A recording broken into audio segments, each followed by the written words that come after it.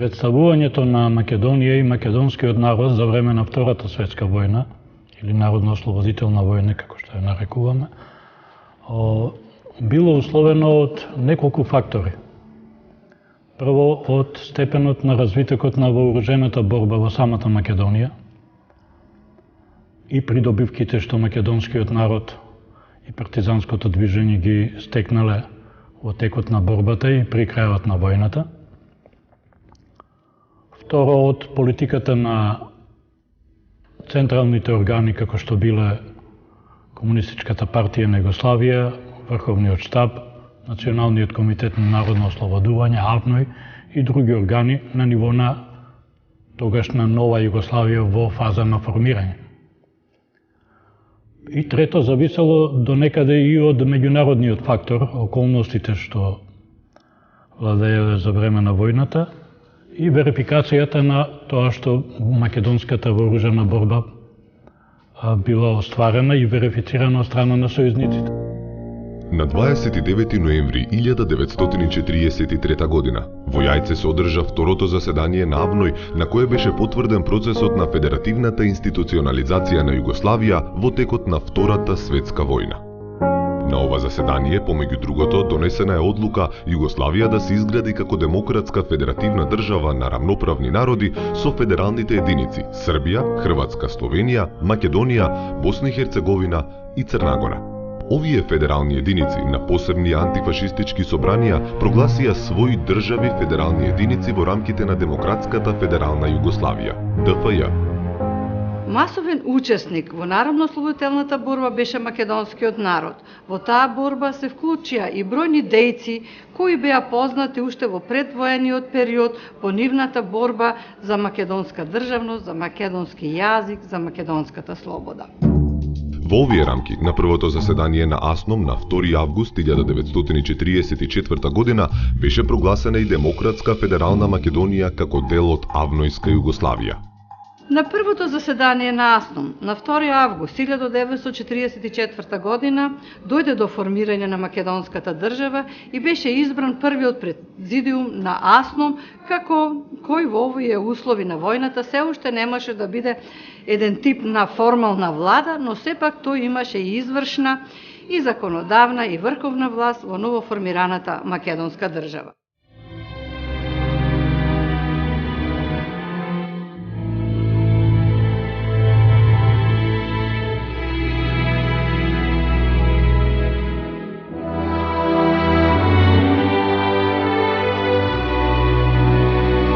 Одржувањето нова собрание беше круна на 4-годишната народно-ослободителна борба и антифашистичка борба на македонскиот народ во текот на Втората светска војна и секако најзначаен чин и круна на целокупната борба во овој период од историјата на македонскиот народ.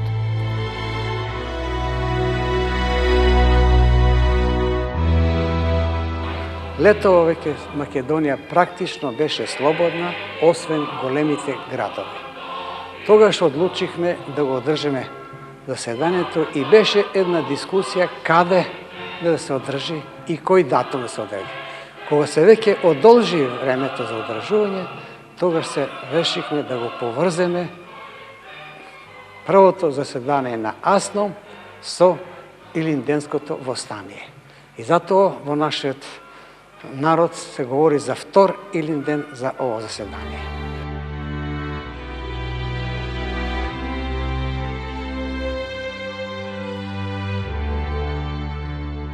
Прогласувањето на Демократска федерална Македонија во рамките на ова прво заседание на АСНОМ се реализираше една од целите на македонската борба, борбата за државност. Но само на дел од етногеографската територија на Македонија, значи се формира држава со ограничен суверенитет во рамките на Демократска федерална Југославија. АВНОЙ се конституирал како врховно представничко тело на Демократска федеративна Југославија, а бил формиран и Национален комитет на ослободувањето на Југославија, начело со Јосип Броз Тито како највисок извршен орган на власта во текот на народно-ослободителната војна. На 29 ноември 1943 година во Јајце беше одржано второто заседание на АВНОј, на кое македонскиот народ беше прогласен за равноправен со другите југословенски народи, не му беше признаено правото на државотворност и Федерална Југославија се формира врз национален принцип, односно право на држави добија оние народи кои надвор од границите на Југославија немаа своји национални држави. Првото заседание на ОНУ, па Македонија не беше спомената како република уидната федерацијата, туку по сугестија на Ранко Стоа да бидеме покрајна, као Косово, Војводина. Така да ние ако не беме организирани како еден корпус, а единица изузетно способна за војување и ако не ги победи извојуваме, сумњам дека ќе останеме ние република. Раководството на македонското национално ослободително движење во Втората светска војна воопшто не учествувало во создавањето на Авнојска Југославија. Значи непосредно не учествувало во создавањето на Авнојска Југославија, бидејќи немало представници на второто заседание на АВНОј. Конкретно на заседанието Светозар Вукмановиќ Темпо испратил радиоврска до заседанието и предложил одредени представници од македонското раководство за членови на АВНО и членови на Националниот комитет за ослободување на Југославија. Еден од тие членови бил и Димитар Влахов, значи тој е предложен за член на АВНОј. Во председателството на АВНОј биле избрани Димитар Влахов и Владимир Поптомов како представник на македонците од Пиринскиот дел на Македонија. Димитар Влахов уште во јануари 1944 година изнесол свој јасен став и барал од комунистичките партии на Грција, Југославија и Бугарија да го одредат својот однос кон македонското прашање. Односно барал од нив сите да го признаат македонското прашање, да се укинат Версајските граници, бидејќи во Версајските граници македонското прашање не би можело да биде решено на целата територија на Македонија, односно не можело да дојде до интегрално решавање на македонското национално прашање. Во самите документи на АСНОМ е донесена, постои дека основната цел на борбата е обединување на македонскиот народ. По завршувањето на заседанието, значи од август месец 1944 година до декември месец 1944 година, политичкото раководство и военото раководство на президиумот на АСНОМ започнува да води една самостојна политика, која што е политика на договарања со соседните држави врз база на билатерални односи. Таквите чекори преземени од страна на президиумот на АСНОМ беа доставени до централата во Белград, односно до Националниот комитет на ослободувањето на Југославија, и кога се виде дека, кога Тито дознава дека во Македонија македонците водат политика на осамостајување од Југославија, неговиот коментар е дека македонците, а во исто време се случува тоа и во Хрватска, не знаат што е тоа федерација и не знаат како треба да се однесуваат.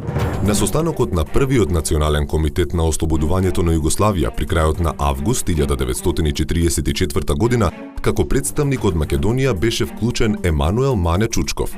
Чучков е роден 14 ноември 1901 година во познато револуционерно семејство во Штипско Ново село.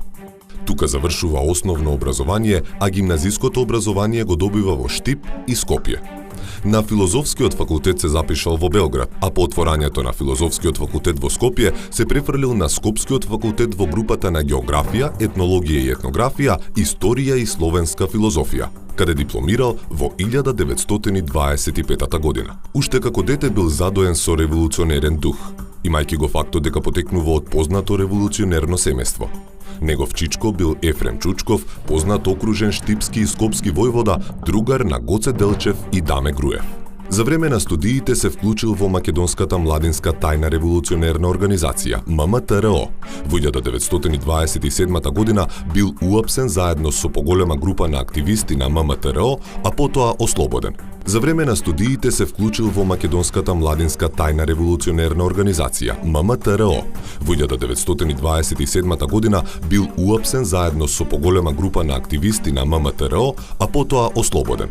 За време на Втората светска војна Чучков одржувал врски со Народно-ослободителното движење, а есента 1943 година активно се вклучува во акциониот Народно-ослободителен комитет на Македонија, АНОК, во кој учествувале уште и Киро Глигоров, Благој Хаџипанзов, Лазар Соколов и други видни представници на македонскиот народ, интелектуалци и активисти на антифашистичкото движење во Македонија. Заедно со наведените личности, Емануел Чучков станува и потписник на приговорот на манифестот на главниот штаб на Народно-ослободителната војска и партизанските одреди на Македонија, кој содржал неколку принципиелни ставови за еднината на Македонија, како и барањето да не се антиципира положбата на Македонија, без децидно да се нагласи обединувањето на македонскиот народ.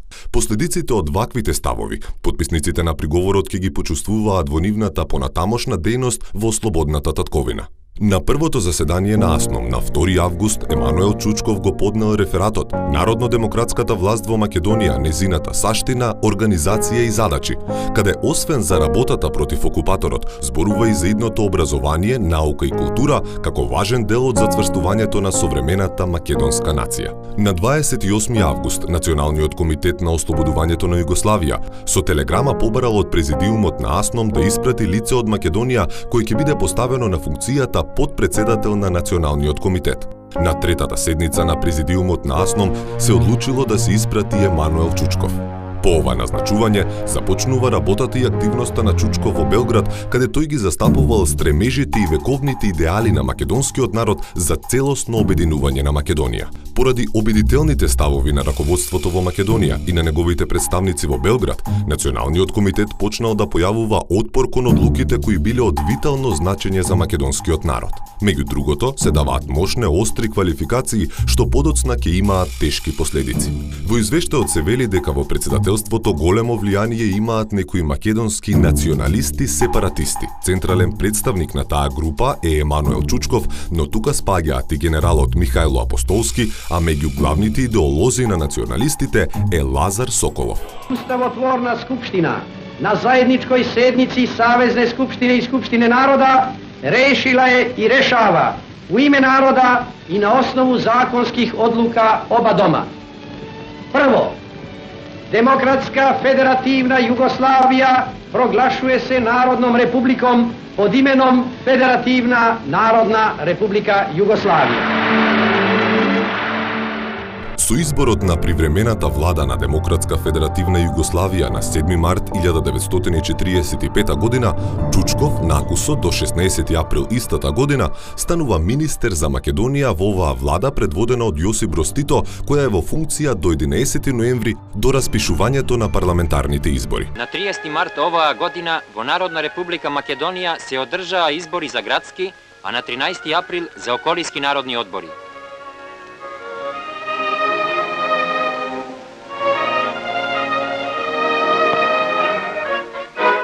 Стари, млади и жени гласаа за кандидатите на Народниот фронт.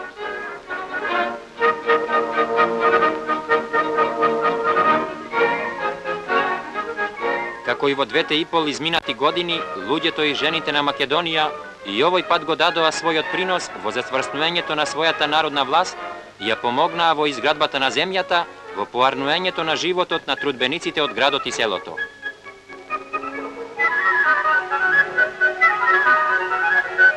Со грижите на народната власт и со поддршката на народот, од лицето на Македонија исчезнуваат траговите на војниот пустош и рушење.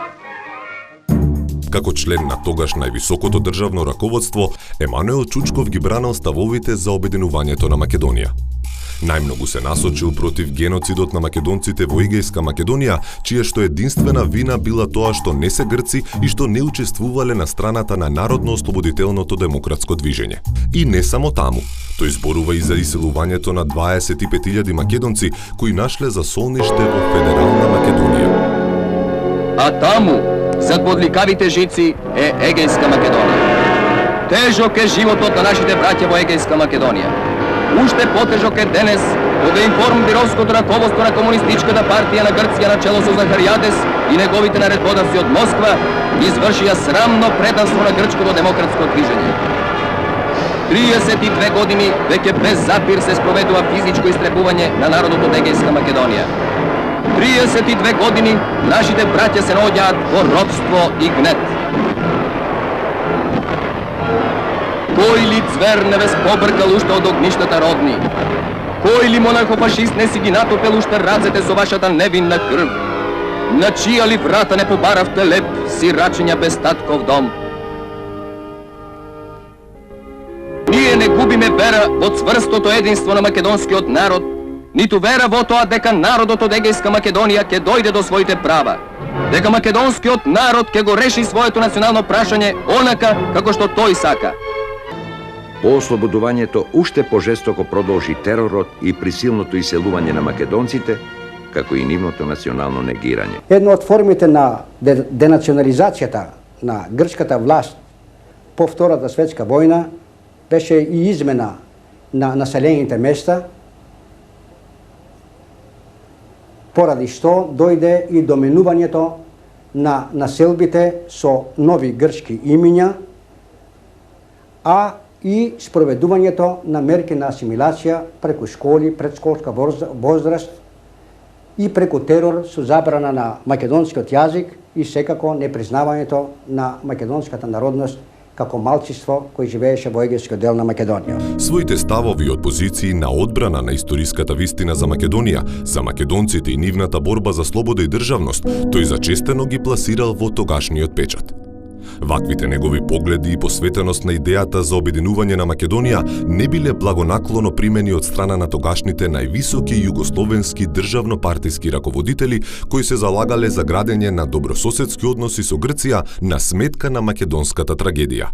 Настана еден судир меѓу овие пролетарски трибуни и овие патриотски трибуни во президиумот. И ЦК почна да се сомнева. И на една седница на ЦК во летото 45-та година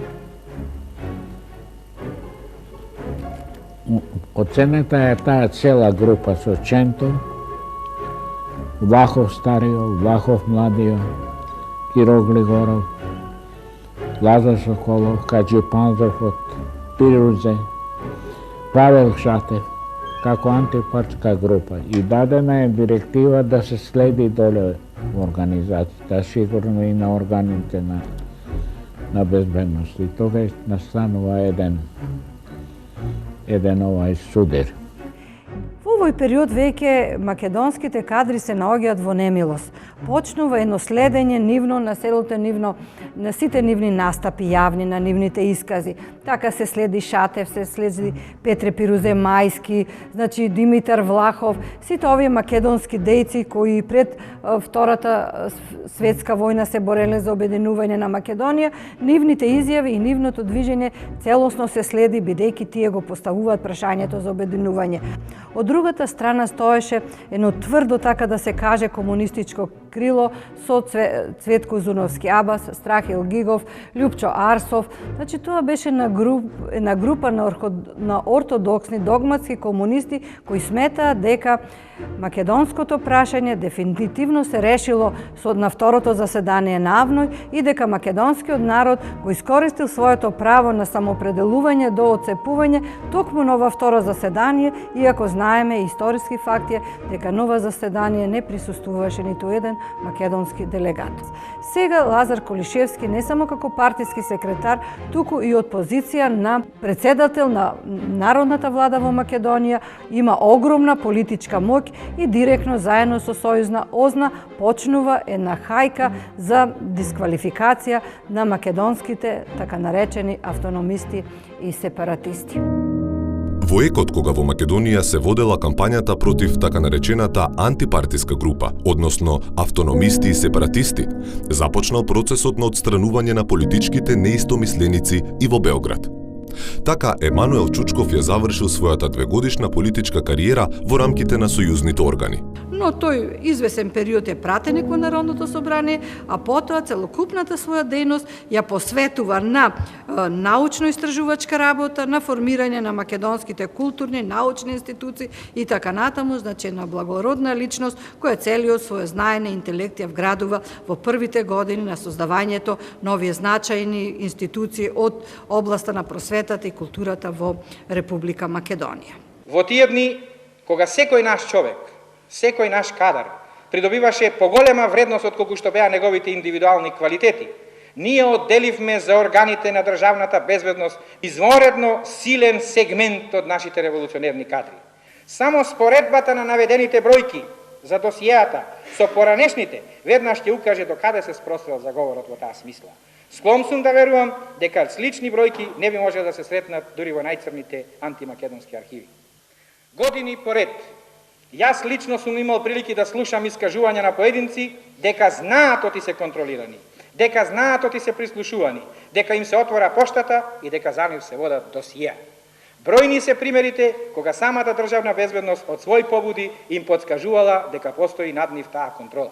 Не е прв пат, другари, македонската интелигенција, работниците на полето на јазикот, историјата, литературата, театарот, ликовната и другите уметности, токму затоа што биле македонски, да бидат обекти, да го потребам овде званичниот термин на материјалите на државната безбедност, на тотална контрола. Не на едно место на Балканот и не по еден повод за нив се отворале досиеа како за непријатели. Познато и тоа, дека тие што ги отворале тие и такви досиеа, ја спроведувале таа контрола, порано биле распознавани по својата антимакедонска ознака, биле или великоедни, или великовтори, или великотрети. Мотивите на сите нив биле, меѓутоа, родствени. Го правеле тоа за да ја задушат македонската национална свест, да ја оневозможат македонската револуција, да го обезглават македонскиот народ. Во името на народот, Скопскиот окружен народен суд го осудува Методија Андоновченто на 11 години лишување од слобода со пресилна работа и 5 години губење на граѓанските и политичките права, како и конфискација на најдените предмети кај него.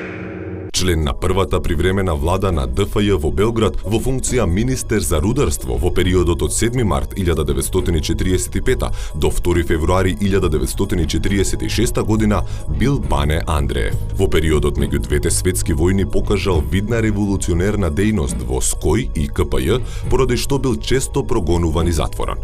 По излегувањето од затвор известно време бил политички комесар на главниот штаб на НОВ и ПОМ. Бил делегат на АСНОМ, делегат на АВНОЙ и на Уставотворното собрание на Југославија. Известно време бил директно вклучен во борбите на јужноморавските бригади во Србија во местноста Ретки Буки, Нишка зона. Но познати како човек кој лесно не менувал ставови, бил обвинет дека ја прифатил резолуцијата на Информбирото во 1948 година. Исклучен од КП и без никакви партиски и други функции, останал да работи како обичен службеник во разни органи на Федерацијата.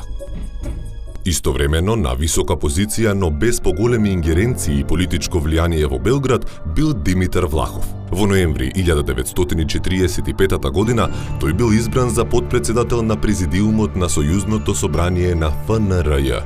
Димитар Влахов, публицист и деец на македонското национално ослободително движење, е роден во Кукуш по 1926-та, прекрстен во Килкис. Димитар Влахов припаѓал на онаа група интелектуалци од Македонија кои биле испратени во функции на Федерацијата, наводно како подобри кадри, а всушност не бил пожелен во Македонија поради неговите ставови за македонското прашање.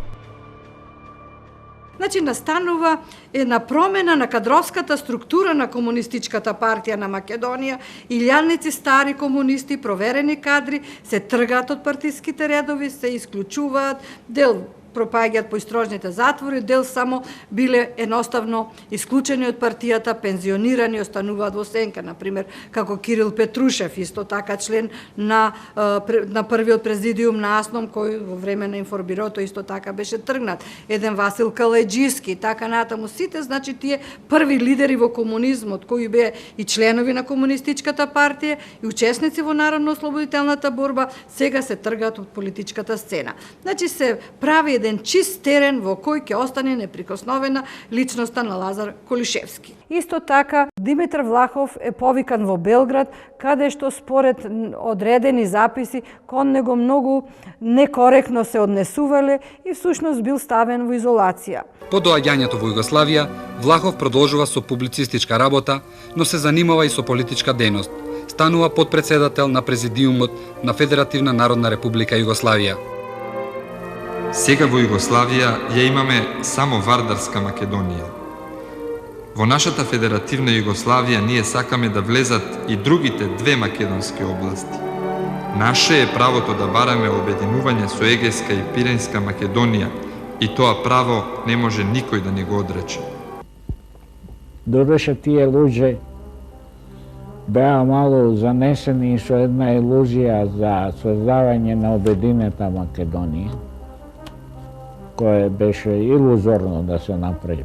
Преди се заради отпор на западните сојузници, начело со голема Британија. Меѓу другото, Колишевски ја сметал ВМРО Обединета за пробугарска организација, а тоа доста го погодило Влахов, кој не се чувствувал така, ниту пак таа лево ориентирана организација била пробугарска. Тука веројатно играл улога и фактот што Влахов имал посебен углед сред македонскиот народ, а Колишевски тој углед почнал да го гради преку поддршката од Белград од 1945 година. Непосредно по информбирото влегува во жесток полемичен диалог со најистакнатите политички личности во отечествена Бугарија, со кои долги години бил близок соработник. Информбировска Софија жестоко го клеветела. Вие одлично знаете, другар Димитров, дека Пиринска Македонија е дел од трите дела на Македонија и со векови представува една географска целина.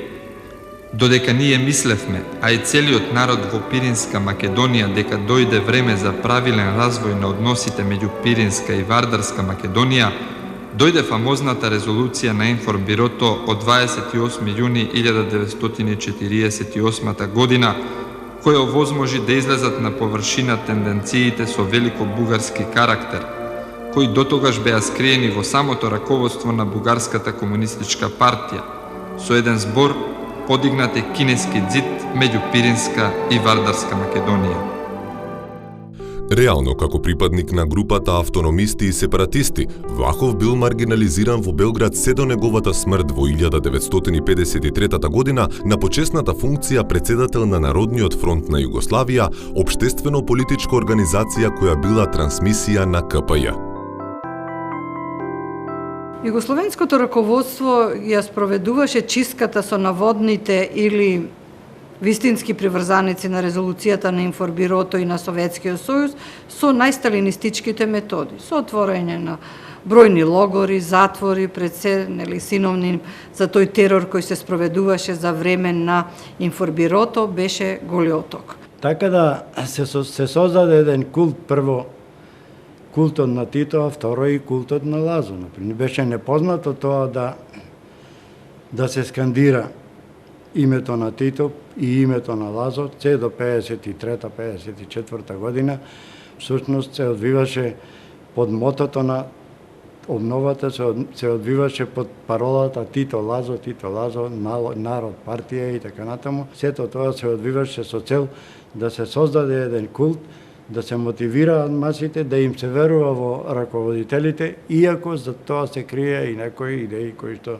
не беа докрај испитани или не беа докрај елаборирани и политички прифатени од македонскиот народ и посебно од македонското раководство. Во овие рамки најпрво дојде до реформи во рамките на Комунистичката партија на Југославија, која на 6-тиот конгрес во 1952 година се преименува во Сојуз на комунистите на Југославија и се прогласи дека оваа партија повеќе нема да има раководна улога во државата, туку ќе има идејно насочувачка улога, која беше само декларативна, еден декларативен проглас, бидејќи до крајот, до распадот на федерацијата, уствари до распадот на таа партија, таа секогаш ги држеше сите конци на власта и на контролата и на насочувањето на општествено-економскиот живот во државата.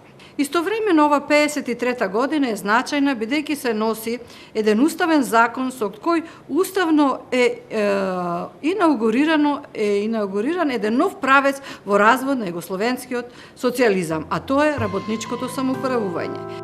Според новиот уставен закон од 1953 година, наместо влада се востановува извршен совет. Во рамките на извршните совети од 1953 до 1958 година нема ниту еден представник од Македонија, како што се до 1964 година во рамките на највисокото партиско раководство во Белград членува само Лазар Колишевски. Во Сојузниот извршен совет од април 1958 година бил вклучен Никола Минчев како државен секретар за финансии и генерален директор на Сојузниот завод за план. На негово место во секторот за финансии во јуни 1962 година доаѓа Киро Глигоров, кој на таа функција останува и во новиот извршен совет во периодот од јуни 1963 до мај 1967 година. Киро Глигоров, првиот председател на суверена независна Република Македонија, е роден на 3 мај 1917 година во Штип. Му припаѓал на македонското студентско движење меѓу двете светски војни во рамките на МАНАПО, Македонски народен покрет, како студент во Белград. Во јули 1939 година дипломирал на правниот факултет во Белград и до април 1941 година до фашистичката окупација на Кралството Југославија, кога доаѓа во Скопје, работел како адвокатски приправник во Белград. Од 1942 година станува член на Комунистичката партија, заради што бил притворен од бугарските окупаторски власти. По излегувањето од притворот се вклучува во Народно-ослободителното движење, соработувајќи со Кузман Јосифовски Питу. Во текот на 1943 година станува член на акциониот Народно-ослободителен комитет АНОК. Заедно со група интелектуалци, членови на АНОК, тој е еден од потписниците на приговорот на манифестот на главниот штаб на НОВ и ПОМ. Во пролета 1944 година бил избран за секретар на иницијативниот одбор за свикување на АСНОМ. Бил делегат на првото заседание на АСНОМ и член на АСНОМ, а на 30 декември 1944 година на второто заседание на АСНОМ избран е за втор поред повереник за финансии во президиумот на АСНОМ. Но и како многу интелектуалци кои по налог на Лазар Колишевски биле тргнати од Македонија, набрзо во 1945 година Глигоров е повлечен да работи во Белград во сојузните органи. Сојузната кариера ја започнува како службеник во канцеларијата на моќниот член на Политбирото на Централниот комитет на КПЈ Едвард Карделј, потоа станува помошник на генералниот секретар на владата на ФНРЈ Димитар Бакич, за време на судирот на КПЈ со Информбирото во 1948 година. Станува министер за финансии и таа функција ја обавува до 1952 година. Во понатамошната сојузна кариера бил еден од главните соработници на Борис Крајгер и Борис Кидрич, неспорните авторитети во креирањето на тогашната југословенска економска политика. Меѓу поважните сојузни функции на Глигоров се сојузен секретар за финансии, член на председателството на Централниот комитет на Сојузот на комунистите на Југославија, член на председателството на владата на СФРЈ, подпредседател на Сојузниот извршен совет, председател на Сојузното собрание на Југославија, член на Советот на Федерацијата и други функции. Се пензионира во 1987 година, а во 1989 година бил вклучен во тимот на Анте Маркович, тогашниот председател на Сојузниот извршен совет, кој прави економски реформи во Федерацијата.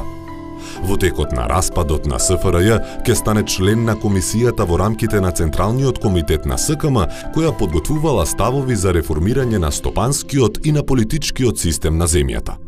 Со осамостојувањето на Република Македонија во периодот од 1991 до 1999 година во 2 мандати ја извршува функцијата председател на Република Македонија.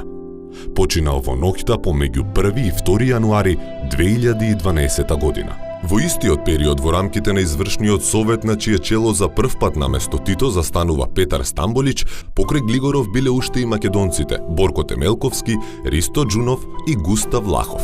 Во следниот состав на извршниот совет од мај 1967 до мај 1969 година, раководен од Мика Шпилјак, Киро Глигоров е негов заменик, а сојузен секретар за надворешна трговија е Васил Гривчев. Во рамките на партијата дури на 8-миот конгрес во декември 1964 година, покрај Колишевски во извршниот комитет на Сојузот на комунистите на Југославија бил избран и Крсте Црвенковски. Секој пат сум се водел од принципот да треба да говорам гласно. И тоа го правев во целиот период, а особено од кога отидов во Белград за член на владата, за министар, односно секретар за култура и образование. Имав доста бурни расправи во центарот, во федерацијата, на владата, во ЦК и така натаму. Од кога дојдов јас на чело на Централниот комитет, спроведов на една национална програма македонска. Не можам да кажам дека таа беше однапред формулисана како платформа. Али можам со сигурност да тврдам дека таа, а и тоа е познато, дека таа беше реализирана во Македонија. Она се состоеше во отприлике во едно 7 точки. Прво беше да обезбедиме уште некои елементи кои значат до комплетирање на нацијата, до градување на нацијата. Тоа беше во прв ред Македонската академија на науките и уметностите. Втора точка беше автокефалноста на Македонската православна црква, а тоа значи возобновување на старата 800 години стара Охридска архиепископија како автокефална црква. Другови и другарице, прослављајуći 20 годишницу оружаног устанка народа Југославије против фашистичких на 1 јули 1966 година, во прегреана политичка атмосфера, но и присутен страв, на Бриони е одржан 4-ти пленум на ЦК на СКЈ, односно Брионски пленум. На овој пленум, меѓу другото, била извршена политичка дисквалификација на Александар Ранковиќ. Тој бил сменет од сите функции како наводен носител на бирократско-централистички тенденции, но и заради утврдените злоупотреби на службата која била под негова контрола.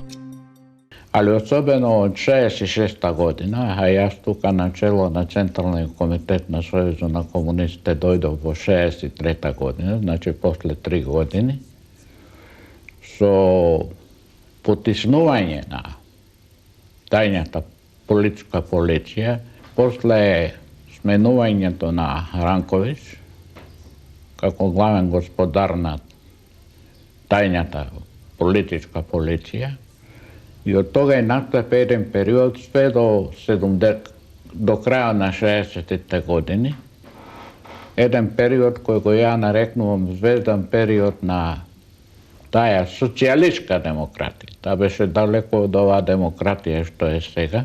Сотворија можностите и за една поголема равноправност на републиките во Југославија, а исто така и за малку поголема слобода на мислата. На 4-тиот Брионски пленум на Сојузот на комунистите на Југославија, одржан на 1 јули 1966 година, на кој од функција беа сменети Светислав Стефановиќ, министер за внатрешни работи, и Александар Ранковиќ. Меѓу повеќето одлуки, една од најзначајните беше одлуката за реформа внатре во Сојузот на комунистите на Југославија. Беше избрана комисија на чело со Мијалко Тодоровиќ, во која влегоа и македонски кадри, членови комунисти, како што беше Славко Милосавлевски, понатаму Мито Хадживасилев, Јасмин, Киро Хадживасилев и други членови. Во не многу завиткана форма се заговарала идејата дека клучот на кризата се наоѓа во монополот на СКЈ во системот на владата и одлучувањето. Но и покрај радикализмот на одделни водечки комунисти во барањата за реорганизација на СКЈ, Јосип Броз ги запрел на тамошните дискусии, критикувајќи ги ставовите на комисијата.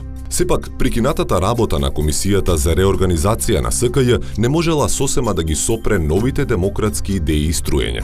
Така, по чистките во редовите на хрватските, српските и словенечките, наред дошли и македонските комунисти прогласени за либерали, пред се интелектуалните кадри – Крсте Црвенковски, Славко Милосавлевски, Димитар Мирчев, Љупче Арнаудовски и други. Не да јас не согледував некои појави на национализам во Хрватска, али го поддржував хрватското руководство во нивното барање за децентрализација, за давање права на републиките поголеми. За многу аналитичари, распадот на Југославија почнува од 1974 година, од уставот со кој е федерализирана Србија, Социјалистичка република Србија, и со тоа беше таквото федерализирање и давање поголема автономија и самостојност на Војводина и на Косово, всушност го пробуди српскиот национализам и незадоволството на србите со нивната положба во федерацијата. Може би тоа беше една од иницијалните капсули, иако веќе претходно на сцена се јави барањето на албанската народност за Косово република, односно тоа беше едно барање за рекомпонирање на границите на Југославија. Помеѓу наведените кадри особено значајна е улогата на Стојан Андов, македонски политичар, дипломат и писател. Роден во 1935 година во Кавадарци, дипломирал на економскиот факултет во Скопје, а магистрирал на Универзитетот во Белград. Извршувал повеќе јавни функции во рамките на Републиката и Федерацијата. Во периодот од 1974 до 1987 година во 3 мандати бил член на Сојузниот извршен совет, влада на СФРЈ, пратеник во Сојузното собрание и учесник во преговорите помеѓу СФРЈ и Европската економска заедница. А во периодот од 1987 до 1991 година бил југословенски амбасадор во Ирак. Умро е друг Тито. Во рамките на Сојузот на комунистите, прв македонец кој ќе добие функцијата генерален секретар, востановена во 1963 година и која се до смртта на 4 мај 1980 година ќе обавува Тито, во периодот по неговата смрт до 1981 година ја извршувал Лазар Мојсов. Лазар Мојсов, дипломат, публицист и сојузен функционер, е роден на 19 декември 1920 година во Неготино. Во периодот непосредно по формирањето на Демократска федерална Македонија бил јавен обвинител при што како пројугословенски кадар учествувал во процесите против политичките и идеолошките неистомисленици.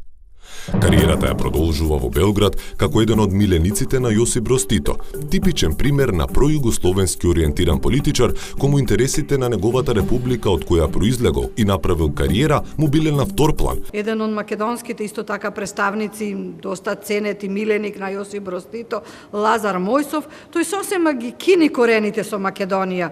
Воопшто, значи, не тагува нити за Македонија, нити сака да се врати тука.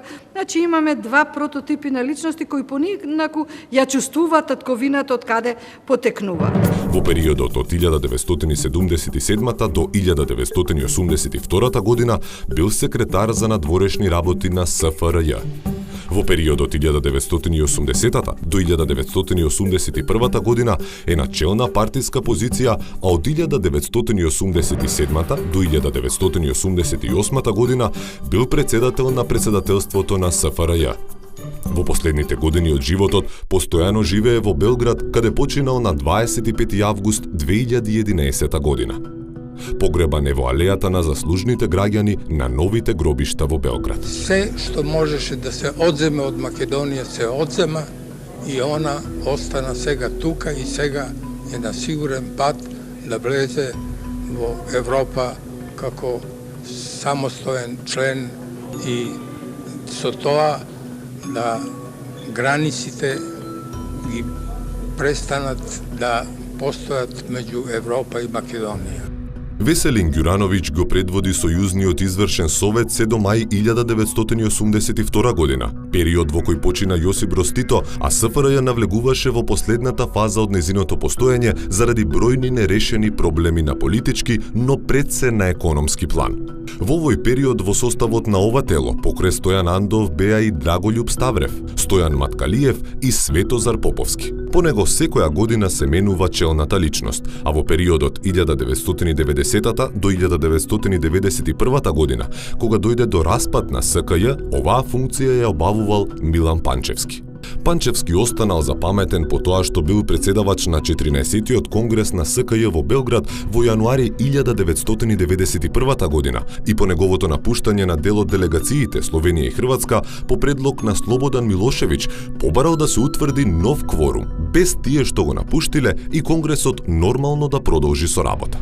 Доаѓањето на Милка Планинц на чело на СИС беше проследено со донесување на посебни програми за економска стабилизација, за штедење и така натака, кои беа неефикасни и недоследни, бидејќи СКЈ се покажа дека историски ги исцрпил своите потенцијали за да понуди некакви излезни решенија од се потешката криза во државата, истовремено не сакајќи да отстапи од својата владеачка позиција и привилегираност. Истиот тренд продолжи и со владата на Бранко Миколич се до март 1989 година до доаѓањето на Анте Марковиќ. Последната југословенска влада, односно Сојузен извршен совет, беше предводен од Анте Марковиќ. Тоа е период од март 1989 до јули 1992 година, период во кој се распадна СФРЈ и во кој беа залудни реформите кои ги понуди оваа последна сојузна југословенска влада.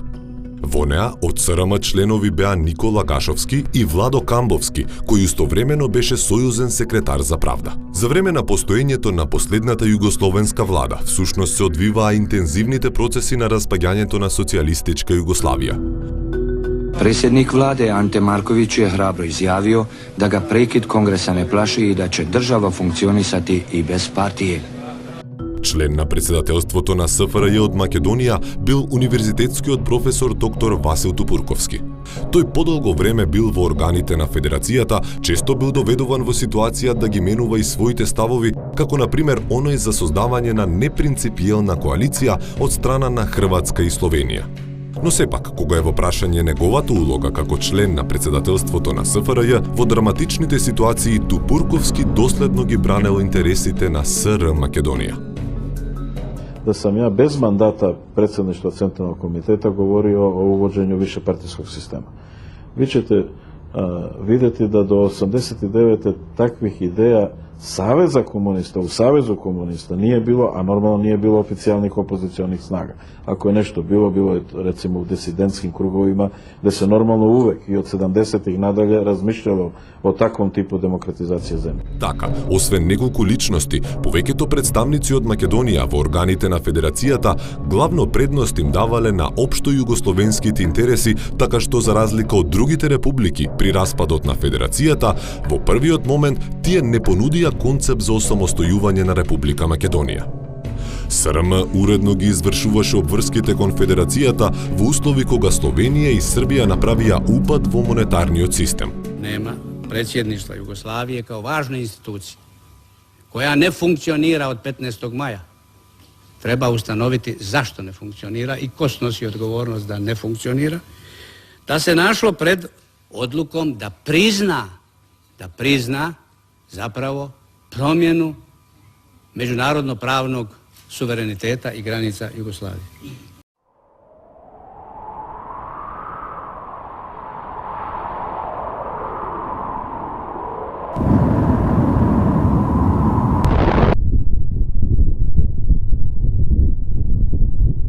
Ne bojte se ništa, niko vam neće ništa uraditi.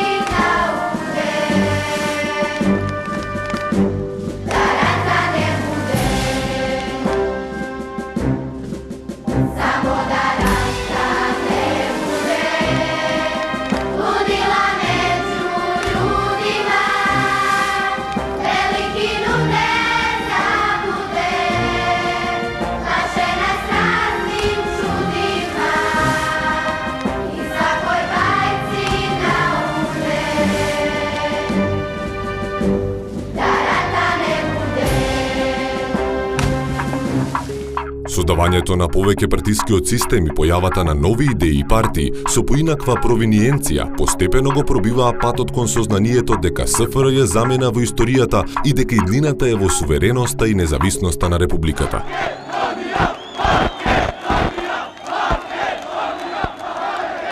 Да ви честитам слободна, суверена и самостојна Македонија.